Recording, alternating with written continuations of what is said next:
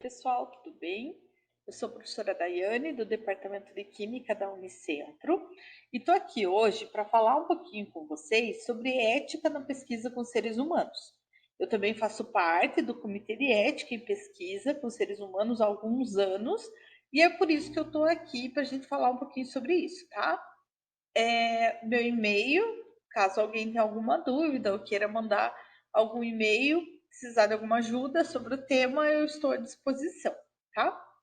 Então, primeiro vamos fazer um roteirozinho do que nós vamos abordar nessa série de vídeos que eu vou estar postando para vocês.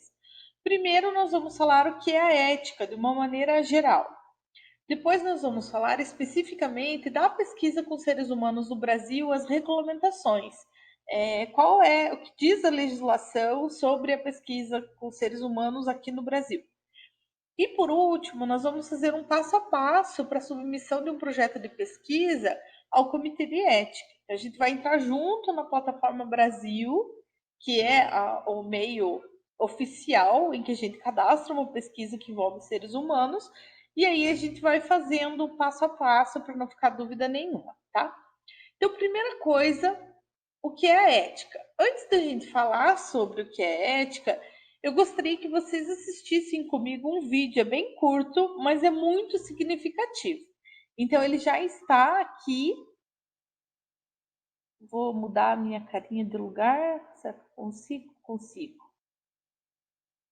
Para cá. Ai. Em 2012, durante uma maratona na Espanha, Fernandes Anaya surpreendeu o público. Ele era o segundo colocado da prova quando viu o queniano Abel Mutai, que liderava com folga, diminuir o ritmo a poucos metros da vitória por achar que já havia cruzado a linha de chegada. O que fez o espanhol? Ao invés de aproveitar a oportunidade para vencer a corrida, alertou o concorrente e o empurrou até a vitória. Um jornalista veio com o microfone e disse assim: por que você fez o que fez? E o menino espanhol disse: fiz o quê? Ele não compreendeu a pergunta. Ele tem valores de conduta em que essa pergunta não faz sentido. O jornalista insistiu, disse: mas por que o senhor fez isso? Ele disse: isso o quê? Ele não compreendeu. Ele não achou que houvesse outra coisa a fazer do que aquilo que ele houvera feito. O jornalista insistiu: o senhor deixou ele ganhar. Se eu não deixei ele ganhar, ele ia ganhar. Mas ele falou: então, mas ele estava distraído. Ele disse: então, se eu ganhasse desse modo, qual seria o mérito da minha vitória? O que é que eu ia pensar de mim mesmo? Quieto, sem câmera. Aliás, ele disse uma coisa mais interessante. Se eu subisse no pódio, no lugar de número 1, qual seria a honra da minha vitória? Qual seria a dignidade do meu sucesso? Mas aí ele disse a coisa mais bonita que eu vi em 2012. Ele disse: se eu fizesse isso, o que eu ia falar para minha mãe? Sabe por quê? Porque a mãe é o último reduto que não quer envergonhar. Seja sua mãe quem for ou quem foi, se aquela pessoa que te deu a luz, isto é, que te trouxe ao mundo, se ela ficar com vergonha de ter te parido, é porque você não presta. Não presta para quê? Para conviver, para estar junto, para ser gestor público ou privado, para ser professor, para ser marido ou esposa, para ser amigo ou amiga. A mãe é o último reduto. Pode parecer romântico, mas a vergonha ela tem uma fonte matricial, que é o mais fundo do teu eu, que é aquilo que te gerou. Não quero fazer aqui um tolo elogio à questão da maternidade. Sim, estou falando de outra coisa. Aquilo que você não quer envergonhar. Immanuel Kant, grande filósofo alemão do século XVIII, tem uma frase que é estupenda. Ele dizia, isso é um princípio que vale para qualquer lugar, ele dizia: se não puder contar como fez, não faça. Se não puder contar como fez, não faça. Porque se há razões para não contar, essas são as razões para não contar. Claro que ele não está falando contra sigilo e privacidade. Ele está dizendo, tudo que não puder contar como fez. Porque se alguém ficar sabendo que vai ficar com vergonha de ter feito, também faça. Nesta hora, eu citei várias vezes algumas religiões que lembram, talvez, daquela que para mim é a mais forte expressão ética que já vi, que aparece numa das cartas do apóstolo Paulo dos cristãos. Está lá no capítulo 6, versículo 12, o apóstolo dos cristãos escreveu: tudo me é lícito, mas nem tudo me convém. Isto é, eu posso fazer qualquer coisa, eu sou livre, mas eu não devo fazer qualquer coisa. O que eu não devo fazer?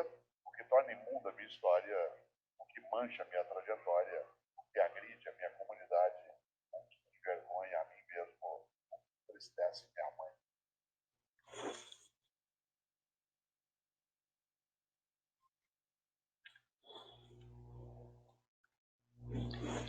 Exatamente, gente. Ética, eu ainda não encontrei uma melhor definição para o que é ética em todas as relações do ser humano. Ainda não estou falando de pesquisa com seres humanos, estou falando da ética como um todo, né? Se você não puder contar como fez, não faça. Se há razões para não contar, há para não fazer. Né? Em qualquer relação do ser humano, mas e principalmente com a pesquisa que envolve seres humanos. E aí é dela que nós vamos começar a falar, né? Então a ética ela também está presente no mundo da pesquisa científica, porque é a ética que dá o norte para os pesquisadores, para que eles saibam quais são os limites que eles devem seguir, né? Que eles devem respeitar com relação ao objeto, no caso, o participante da pesquisa, tá? E isso é extremamente importante, né? A ética e saber quais são esses limites e como respeitá-los. Como o Sérgio Cortella falou ali no vídeo, não se trata de sigilo e privacidade. Quando eu estou falando que o que você não puder contar, não faça, né? Daqui a pouco a gente vai falar bastante sobre consentimento, sobre sigilo e privacidade. Não está relacionado com sigilo e privacidade, mas aquilo que você não puder, que você tem que omitir dos teus resultados, de como você fez, então não faça, porque não está certo, né? Então esse é um bom termômetro para a gente saber se o que a gente fez ou faz ou como pretende fazer numa pesquisa que envolve seres humanos está correto ou não. Né? Mas nós não podemos ir apenas pelo nosso entendimento ou pelo nosso termômetro. Né? Nós temos legislações e a gente deve seguir essas legislações justamente para proteger os participantes. E é disso que a gente vai falar. Porém, eu preciso contar para vocês que, infelizmente, a história da ciência ela tem capítulos terríveis que envolvem a falta de ética na pesquisa com seres humanos. O histórico, né, da pesquisa que envolve seres humanos não é bonito, né? Então, assim, o século XX ele foi cenário para muitos abusos cometidos no campo da pesquisa científica. Essa foto que está aqui no slide para vocês, aqui em cima, é uma foto de um campo de concentração, na verdade, de um dos mais famosos campos de concentração na época da Guerra Mundial, na Segunda Guerra Mundial, do regime nazista. E esses são os fornos em que os prisioneiros de guerra eram cremados para poder se livrar dos corpos, né? Então, nessa época, gente, justamente nessa época, muitos pesquisadores que estavam presentes nesses campos de concentração do regime nazista se apropriavam, né? Obrigavam pessoas a participarem de pesquisas das mais absurdas que vocês podem imaginar, né? E desde induzir doenças para poder estudar, era feito isso dentro desses campos de concentração, tá?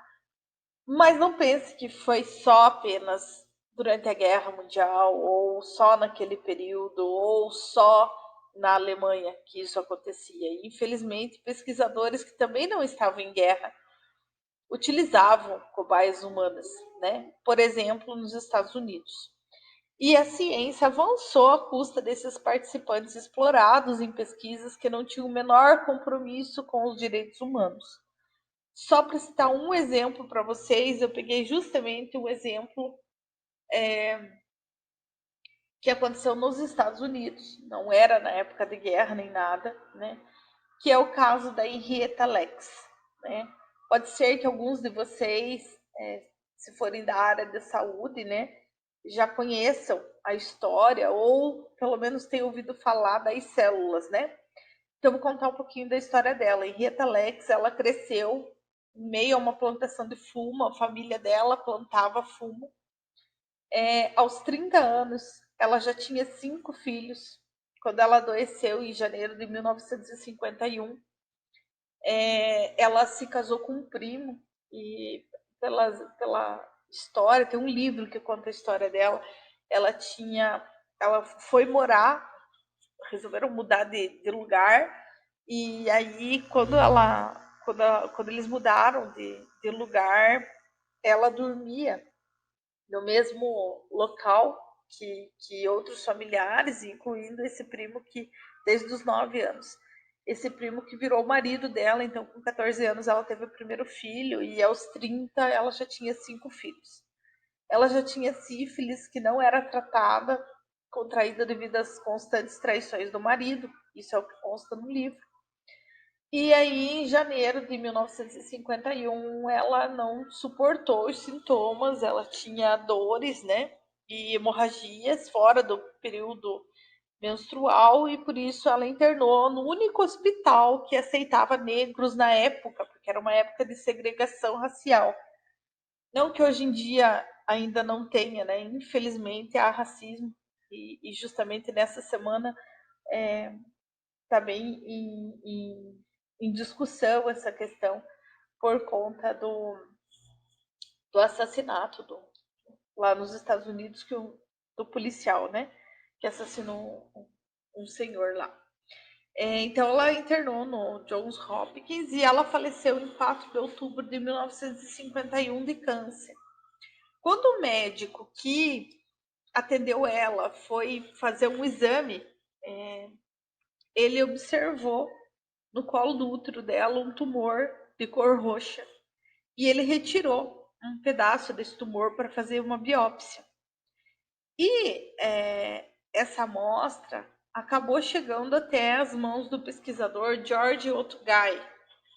Ele recebeu uma amostra das células do tumor da Henrietta, sem o consentimento dela, e pela primeira vez na história, uma célula não só sobreviveu, como também reproduziu-se fora do corpo humano, né? Esse pesquisador ele já tentava isso há vários tempos, muito tempo, né? Ele tentava fazer isso e ele não conseguia. E com as células da Henrietta ele conseguiu.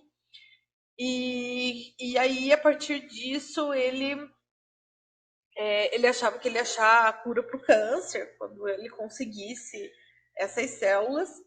Ele enviou amostras para o mundo todo, inclusive para fora do espaço. Essas amostras já foram, né? Ele chamou essas células de células HeLa, justamente em homenagem a Henrietta Lacks. E essas células geraram e geram até hoje descobertas científicas e negócios extremamente lucrativos aos pesquisadores e à indústria farmacêutica. Só para vocês terem uma ideia, a vacina de poliomielite foi desenvolvida a partir das células da Henrietta Lacks, né? A vacina que previne o câncer de colo de útero também. Essas células foram enviadas para o espaço porque o homem ainda não sabia como que uma célula humana se comportaria em gravidade zero. Essas células foram utilizadas para o desenvolvimento de cosméticos. Então, por isso que eu falo que envolveu negócios extremamente lucrativos, né? E até 2013, a família dela, se não me engano é 2013, a família, não, acho que foi um pouquinho antes de 2013 que foi o processo. A família dela não sabia que as células da mãe estavam vivas e estavam sendo mantidas e são distribuídas pelo mundo inteiro. Hoje em dia é possível comprar, inclusive, as células HeLa para continuar fazendo pesquisa. E a família nem sabia, muito menos recebeu algum tipo de compensação, de pagamento, de indenização, de ressarcimento pelas células da mãe serem utilizadas no mundo todo. E muito avanço científico se deu a partir disso. Então, esse é só um exemplo de uma utilização de cobaia humana sem consentimento, sem ressarcimento e sem indenização. São capítulos da história da ciência que nós não temos orgulho em contar, mas a gente precisa, né? Nós precisamos contar e saber, ter conhecimento, para que isso nunca mais aconteça. Só para vocês terem uma ideia do quanto esse tema é sério e é relevante. Então, no próximo vídeo, nós vamos falar sobre a legislação e como que surgiu a legislação que rege, então, os pesquisadores na pesquisa com seres humanos no Brasil.